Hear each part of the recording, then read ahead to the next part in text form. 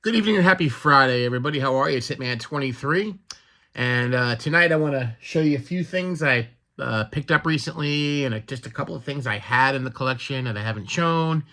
Yeah, that's pretty much what I want to do.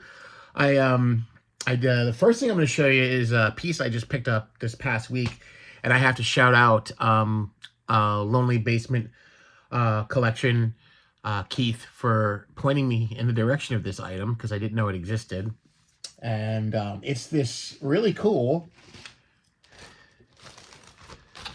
super star action pop-up of Don Mattingly. I saw it on his channel recently, and I did not know that existed. And I said, I have to get that. So I picked it up. It was somewhere from here in Florida because I got it within a couple of days. And yes, I am going to take it out of the bag. I really don't care about the packaging on it. It's nothing great. Doesn't mention Don Mattingly on the header or anything like that. The bag is in pretty beat condition, but I think it would look much cooler out, displayed than just in this kind of ratty old bag. So, Lonely Basement Collector, thank you very much for the inspiration for that bad boy. Next thing is something I've had in the collection for quite some time. I had gone through through a box that I had a few weeks ago, one of my videos, showing some old, uh, newspaper cutouts of Babe Ruth and different magazines and stuff. So I have found this in this box as well. It's this cool Louisville Slugger New York Yankees book from 1991. It says 1991 Collector's Edition. That's, it makes it very, very, very special. And it's just a cool little history of the 1990 Yankees, who are one of the worst Yankee teams in the, at least in my lifetime. The early 90s Yankees are horrible. 90, 91, 92. They were just pathetic. And that's when George Steinbrenner was getting into his trouble and all that stuff. And they just weren't fielding great teams. They signed guys and traded for guys like, Mel Hall and Pascual Perez. Just, not very high, high quality human beings, and just didn't have their pitching staff was horrible. I mean, the only bright spot on those teams was Don Mattingly, pretty much. I mean, I know 91, Bernie started coming up, and, you started seeing the seeds of, the mid to late 90s teams. But those first few years in the 90s were horrible for the Yankees. But it's cool. It just tells you a little bit about the 1990 season, and then the history of the Yankees, and then the team leaders in 1990, the transactions that happened in 1990. Those are the different chapters. About prospects, all-time all-stars, a little trivia quiz, cool stuff like that. It's just a cool piece for the collection. There's Kevin Moss. Here's Kevin Moss in all his glory. He had that explosive on the scene year with the Yankees. And there's George. And it was really cool in the back. I thought this was pretty cool and love to get my hands on some of these. But it shows, I guess, they have a collector's corner for, I guess, some of the books they've released in the past. There's some really cool looking ones on there that I would love to get. So that's pretty cool. One little piece. And then, of course, it's got my boy Donnie baseball on the cover. So there's that. And yeah, I've had that for quite some time. Next piece is a couple of Sports Illustrateds. This is one of for me, one of my favorite Sports Illustrateds that I saw, seen, have, owned, didn't own. I always wanted it. Now I have it. It's the January 31st of 1983 cover. Darryl Green spiking the ball against the Cowboys in the NFC Championship game, which the Redskins won. And I remember that day like it was yesterday. Darryl Green intercepted the ball, ran it back for a touchdown. RFK Stadium in D.C. was just unbelievable. I remember seeing it didn't happen just at this game, but the upper deck at RFK used to move up and down. The people were just rocking so hard and were just so loud, and just what a scene, man. You would see the the upper deck just moving like a wave. It was crazy, crazy times, and that was just it right there. So I really remember this very much so, and that's a classic time in Redskins history, and just a really great memory. So there's that one, and then there's this one with Super Bowl 17 MVP John Riggins on the cover. I don't know if that was the run. I call it the run that won the ice the game. I'm not sure. It looks like it could be, but I'm not 100% sure when he kind of ran over Don McNeil and just plowed his way like 44 yards to the end zone. But the one thing I wanted to talk about in this episode, in this issue, is one of for me, again, Homer-ish, I guess. One of the most unheralded plays.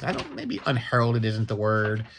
The term underrated, underappreciated gets thrown around like crazy, just like iconic and all that stuff. But I really feel like this is an underappreciated play. There's this play right here. Joe Theismann. That's Kim Camper. It was early in the third quarter, and the Dolphins had a 17-13 lead on the Redskins.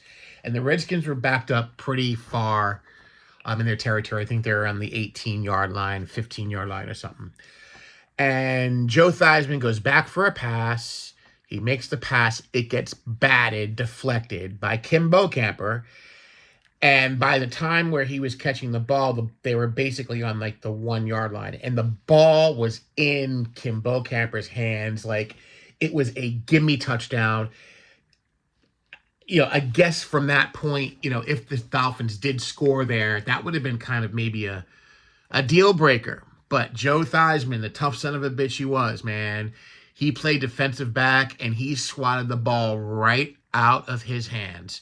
And, the Redskins maintained possession. And what a play that was, because after that, that was it. The Redskins owned the rest of the game, and they came back, scored 14 points, and beat the Dolphins 27-17. So I think that's probably one of the most underrated plays in the Super Bowl history. If you've never seen it, look it up on YouTube. I guess Joe Theismann, Kim Camper play. It'll be up there. And it was so clutch and just so awesome. So I had to call that out from this issue. That issue is like great because, it does have John Riggins on the front, and it does have a picture of that play in the inside of the magazine. So this is the February 7th, 1983 copy of that. I did pick up a couple more A's related Sports Illustrated. This one is an October 22nd, 1973 issue. And it's got, this is the World Series. A's versus the Mets. And there's Bert Campaneris. And I was looking at this picture. I think it's a left-handed thrower. I think that's John Milner right there, I believe. Not 100% sure, but I think it is. I think he was their first baseman back then. So there's that very cool cover. And just the cool graphics on them. I think they're really cool. And then the next issue is this 1974, October 74, with Catfish Hunter on it. I like what they did with the hat here. The A's go for 3 in a row. And he's tossing the ball up in the air. So you got the ball in the air. You got that cool little thing they did with the hat, with the A's logo, and just really cool stuff. So pick those two up. And as for cardboard, here's a nice little stackage of things I got. Picked up a few of these Stadium Clubs, this year's Stadium Clubs, 2024 base Stadium Clubs. I got the Aaron Judge. I got the Austin Wells. I think that's a cool one. He's kind of like, smirking at the camera. Like, dude, what are you doing? I got the Bernie Williams, huffing it out. And I got the Awesome Godzilla. Man, I miss that guy. What a great baseball player he was. I loved Hideki Matsui. He was awesome. And then got a little triumvirate here. I did pick up the Thurman Munson base card from 2024 Stadium Club. And I've shown you the red. Now I'm going to show you the pink. And last but certainly not least, I'm going to show you the beautiful emerald or green. Look at the shine on that card. That card is just gorgeous. Gorgeous card. The colored ones are not numbered, but I can't get enough for that card. That is just awesome. Goes well with my shirt. Wearing a green shirt tonight, yeah. So pick those up and adding them to the collection, and just doing my thing, man. Oh, that's pretty much it. Just a little show and tell. Leave this at around 10 minutes or so. Some of my pickups from the last week. I have some more stuff, but don't want to make a super long video tonight. So everybody have a great rest of your weekend. The big day's coming up in a few, so I'm just kind of getting ready to enjoy that day. A lot of cooking to do, and it was cool at work today. We were told we could work from home on Monday, which is awesome. It was a blessing in disguise. So I get to work remote on Monday, and that's it. Have a great weekend, everybody. Don't take it too seriously. Don't get too stressed out buying those last-minute gifts and stuff. But have yourself a little nip of eggnog and enjoy the time. And I'll see you at the next video. May the cardboard God shine down upon each and every one of you. And we're going out tonight with Thurman Munson, captain number 15 in the green. Have a good night, everybody. Take care. See you soon.